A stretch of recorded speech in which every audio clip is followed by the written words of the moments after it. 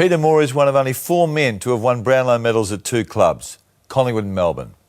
He was the most spectacular player of his day, a 198cm ruckman forward who could run like the wind, mark in packs and win his own ball at ground level. In one of the most sensational stories in VFL-AFL history, he and Footscray's Kelvin Templeton crossed to Melbourne after the 1982 season in a $1 million package deal. Welcome to Open Mic, Peter. Thanks, Mike. Where does your heart sit these days? Oh, with both clubs, I mean, I'm probably more involved at Collingwood because I played there longer, but certainly, you know, I'd really like to see Melbourne get it together and start being competitive, so I follow them both. Most blokes tend to go back to their original home when they finish, don't they? When I think so, yeah. I think, well, you start as a kid there and, you know, there's a long history there, and so it's probably the club that's more significant for me anyway. It all started when you were 17 at Collingwood? Yes. You started in the seniors late in the 1974 season under Neil Mann. Yes. What were your instructions? What were his instructions to you? Well, my first game was an accident, really, because Twiggy Dunn tripped down the stairs Saturday morning and I got called up. What, at Vic Park or at home? No, at home. Yeah. Okay. And I got a late call and sat on the bench at Arden Street for 3.5 quarters and just came on in the last 10 minutes when we were 10 goals down, and I ran around and got a few kicks. I just said, get a kick, so I ran around getting a kick and did that, and did enough to get a game the following week, and then I think I played a couple of finals that year. So. You did play 2 finals, one a win over the Bulldogs at Waverley, and then the second one in front of 87,000 people at the MCG against Hawthorn. I did a stats check, Maury, and you had 1 kick. Now, you must have spent a lot of time on the bench. Probably injured early. I was on the bench, or I got injured earlier. Yeah. Probably wasn't a distinguished day. But it's young, isn't it? I mean, now 17-year-olds can't play anymore.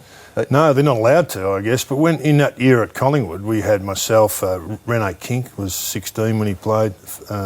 Billy Picken was 16 or 17. You know, so we were all there together at the same time. One stage there were, 3 or 4 17-year-olds in the team. There's yourself and Kelvin Templeton. You were captain of Collingwood. He was captain of Footscray, now the Western Bulldogs.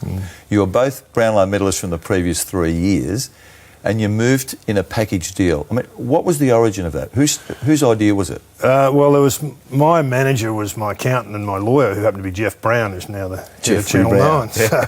So Jeff was a young lawyer getting into sports, and they just put a deal together to package us up. I don't know, they must have thought of it. And who's they? They being Brownie and who else? And David Shewan, my accountant. Okay, and we had the same accountant. Was Dick Seddon Dick was involved, yes. Yeah. Dick was involved, and Barras, and I guess they needed to recruit, some big name players, and they put a deal to us, and it took a fair while to decide, but finally decided to do it. That's 30 years ago, correct? That's right, yeah. The deal, as I understand it, was that you both got $500,000 for 3-year contracts at Melbourne. I think it was 5 years. I think it was a bit more than 500. It was 5. Yeah. More money and a longer period, was it? Yeah, I think so. Well, how's your memory? What was not very good. It was a big deal for the day, though. It was a very big deal. Massive deal. It was a cloak-type deal. And I still say that's the biggest story that I've ever written, that story. It just seemed, you couldn't believe that it could possibly happen. And I remember when the story broke in the Old Herald, it was just ridiculed all around town because people said that can't happen. Couldn't happen, yeah.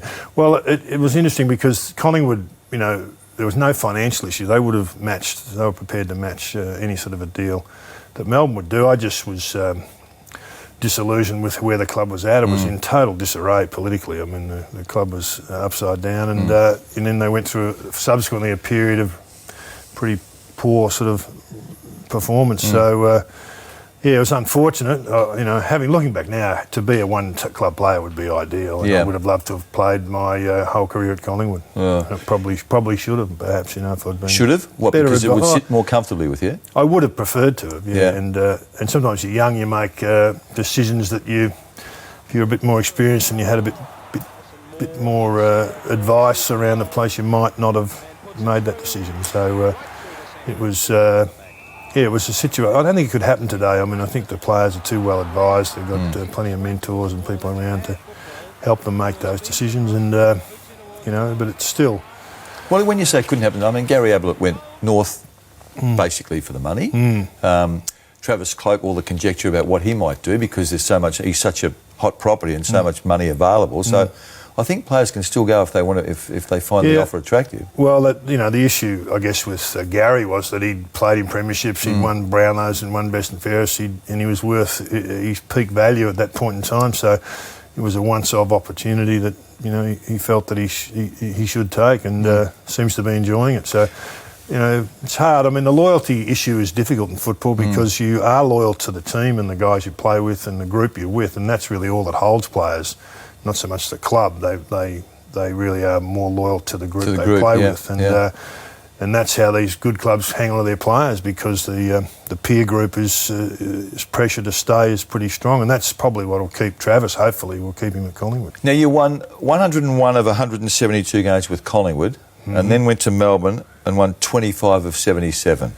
Do you or did you ever regret the move to Melbourne? I didn't regret the move because Melbourne was great for me, and the people were great, and the club was very welcoming, and and we had a good bunch of guys there. Gerard Healy was playing there, and Robbie Flower, and all these sort of terrific fellas. So I enjoyed it. But I guess what you don't understand is when you're in a successful club, and I was lucky to be there during the Hafey era at Collingwood, we won just about most of our games, and so I was the first, apart from the Murray Wiedemann period where we didn't win. As soon as Tommy got there in '77, we won pretty much most of our games every year and played in the finals every year. So to go to a club where you have an expectation that you can help that club to achieve that kind of performance, it just didn't happen, unfortunately, at Melbourne, and so you get the football from the other perspective. I mean, Collingwood's like being in a rock star. It's a huge club. Therefore, which raises the question: why make the move? Was it money driven? No, it wasn't money driven. It was related to there's a bit of a build up really. We under Tommy Hafey we played in 5 grand finals in a row, or 5 grand finals in 5 years with the draw. So we made the grand final in 4 of Tommy's 5 years as coach.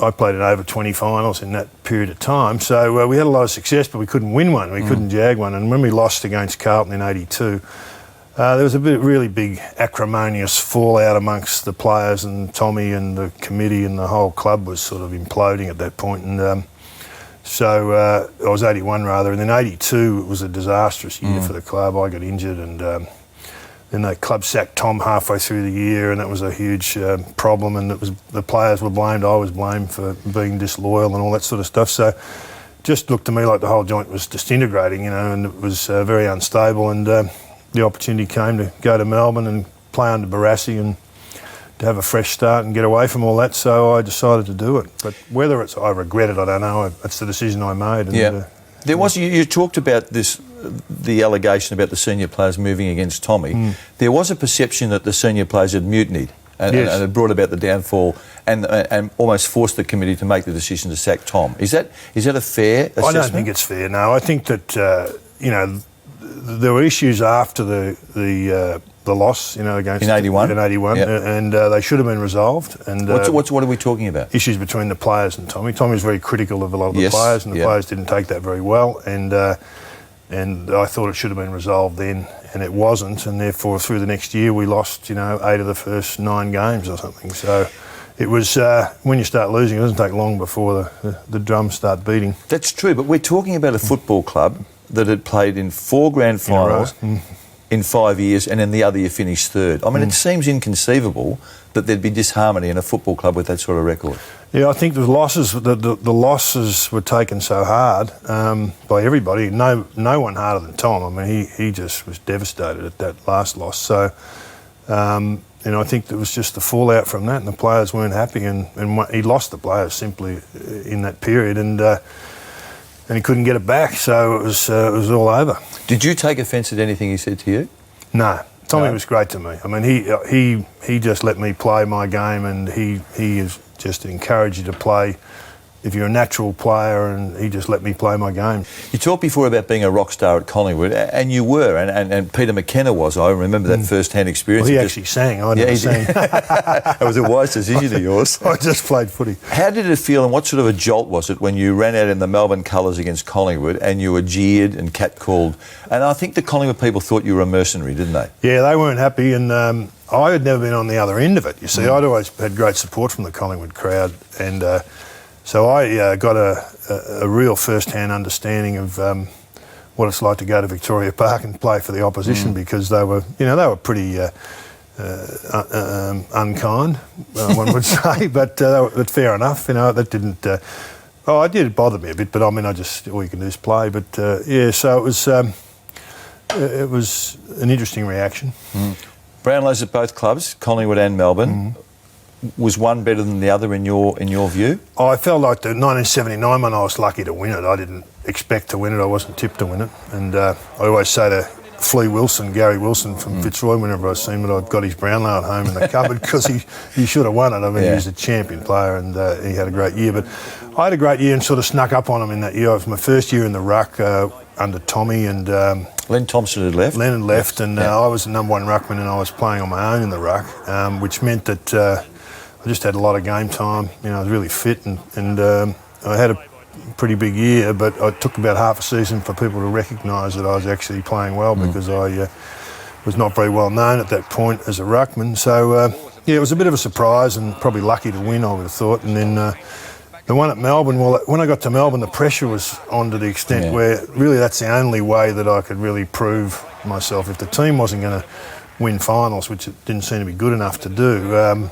personally I had to, it was a Brownlow or nothing. So that was a real satisfying achievement, because I really set out to try and have a good enough year to at least be in contention. Who of the current players can you watch and actually see, like Peter Moore 30 years on in? Most of the ruckmen are pretty athletic, like They Cox are, and all these sort of guys. I mean, they really are athletic, and I guess, So would Coxie remind, do you see a bit of yourself in he's Coxie? bigger than I was. He plays a bit bigger than I did. Natanui maybe? Natanui is athletic. I mean, he seems to have unlimited athleticism, but just doesn't quite know how to use it yet. But when he does, he'll be formidable, I think, as a player. And I suppose Adam Goods when he played in the ruck, but he's more of a ruck rover style player as well. So now your teammates, you've a lot of celebrated names amongst your initial teammates. Yes. One of them was Phil Carman. I mean, I think for a period of time Phil Carman might have been the best player in the competition. Well, people ask me about Phil often, and I reckon he was the best player I ever saw play.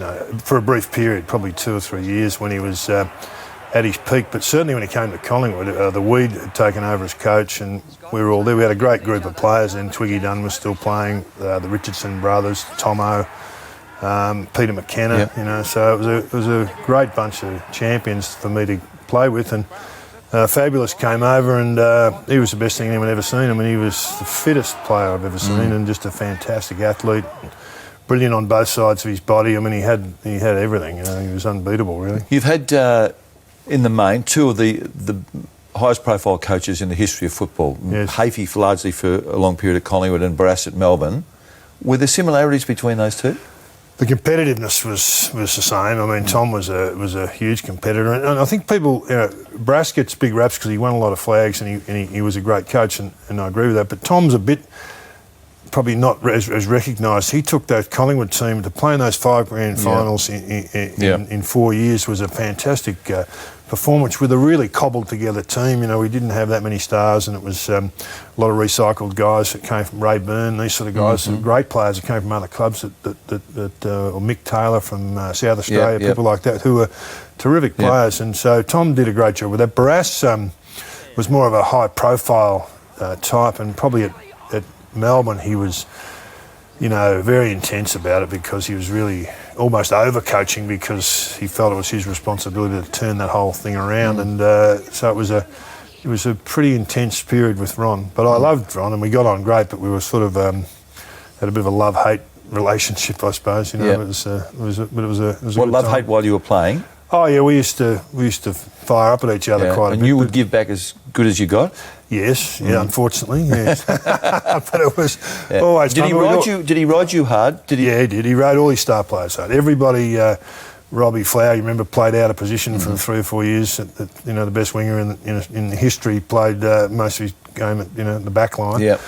Because Ron believed that's what was the best thing to do, and so he rode Gerard hard. He rode myself. Gerard Healy. Healy, myself. After the break, Maury, we're going to revisit the pain of those grand final losses. Fantastic. I can't wait.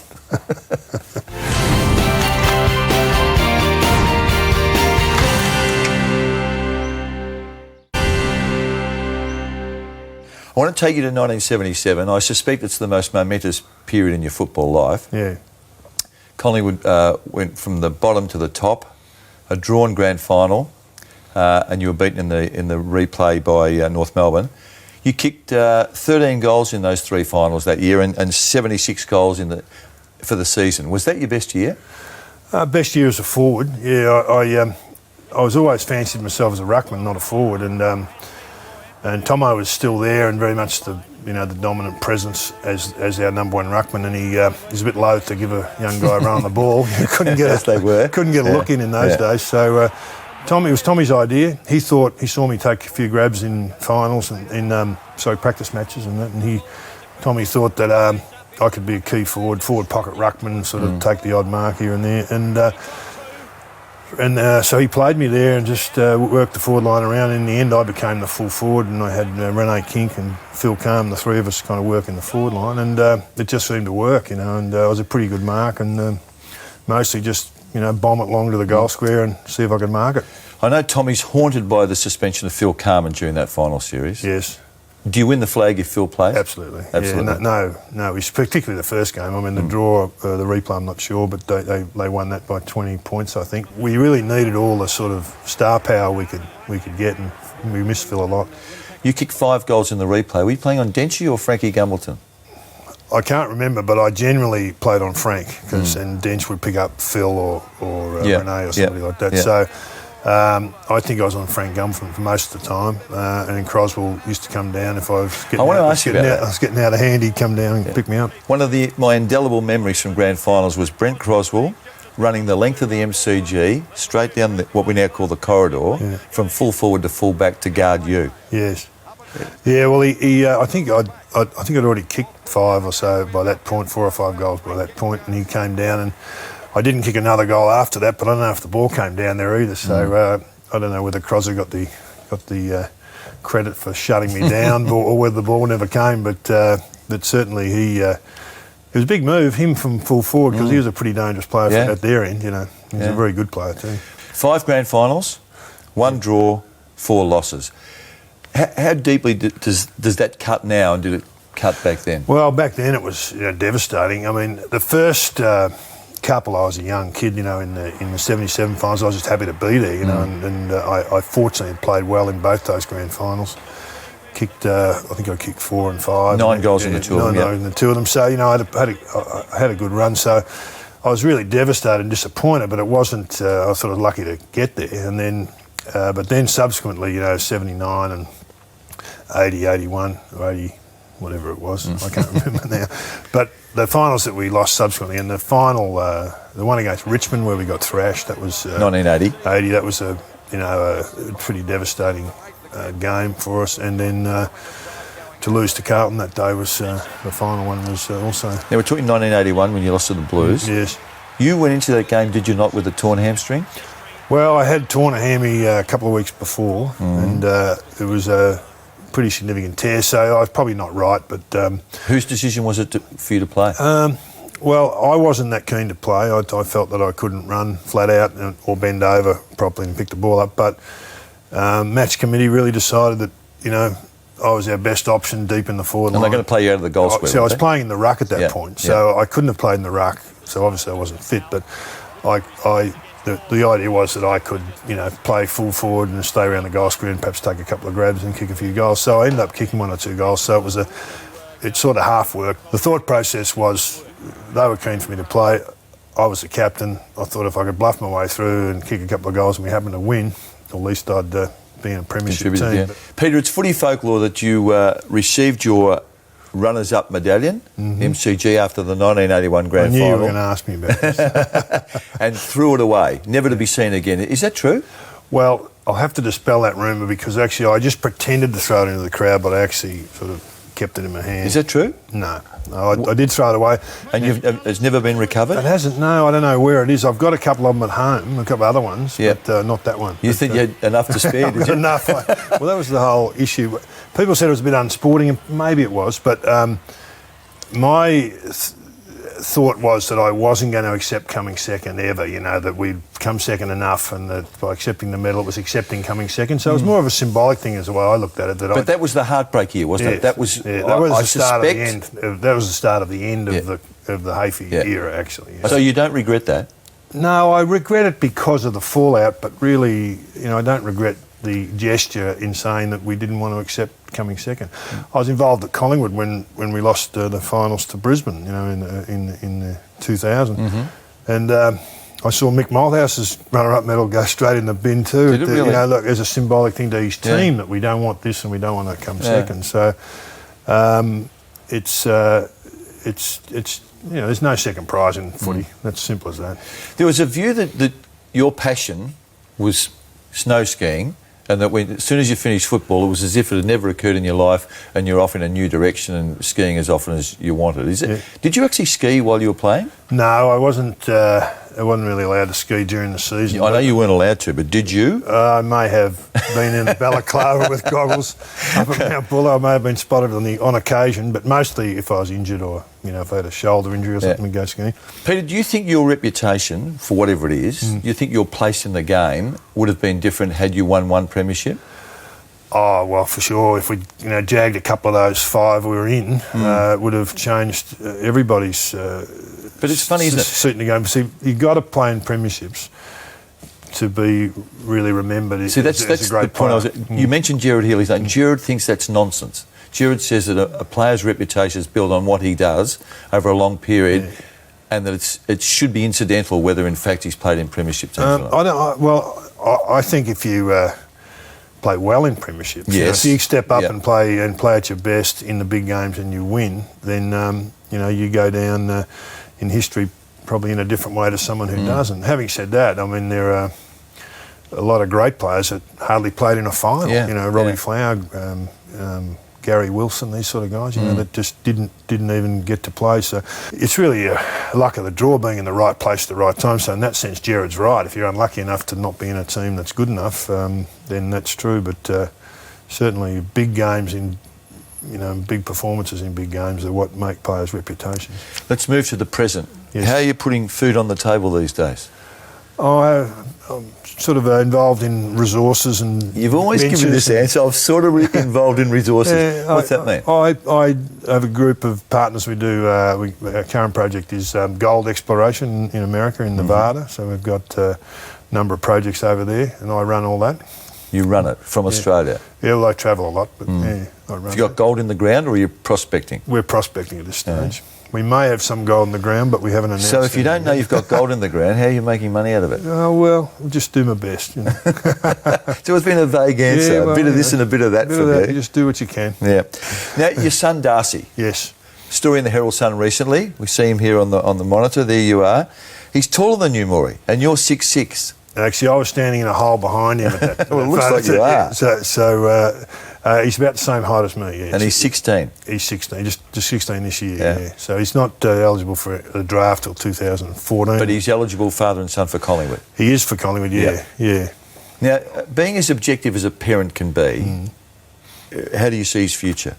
Well, I'm probably a harder judge than most on him, you know, but so far he's done everything right. I mean, he's a good player. He plays very well, very tall, athletic. And, quick? Yeah, very quick. Yeah. And great hands, and he's plays forward and back, so he's very focused and committed and competitive. So yeah, he's got a good chance if it all goes well. You weren't inducted into the AFL or the Australian Football Hall of Fame until 2005, I think. Yeah.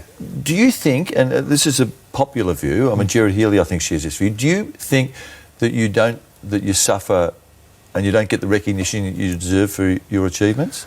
Oh, no, that's really for others to decide. I reckon getting in the Hall of Fame's a bit harder if you played for Collingwood, I think. That's the problem. I think it's a bit harder. Eddie believes that. Do you believe it, or is it a throwaway line? I think so. I think it's a bit of resistance to acknowledging Collingwood players. Well, Eddie wouldn't put me in the Collingwood Hall of Fame until after I got in the AFL Hall of Fame. There was a reason for that. Because I left. Exactly. You cannot leave Collingwood and have Eddie be happy with you. So. Peter, it's been great reflecting on what's been an outstanding career in football. Good to see you looking so well, and good luck for the future. Okay, thanks, Mike. Next Wednesday night, it's the open mic you can't miss. Superstar player, premiership coach, one of the most unique characters our game has seen. Malcolm Blight is next week's guest on Open Mic. Wednesday night, 8:30, Fox Footy.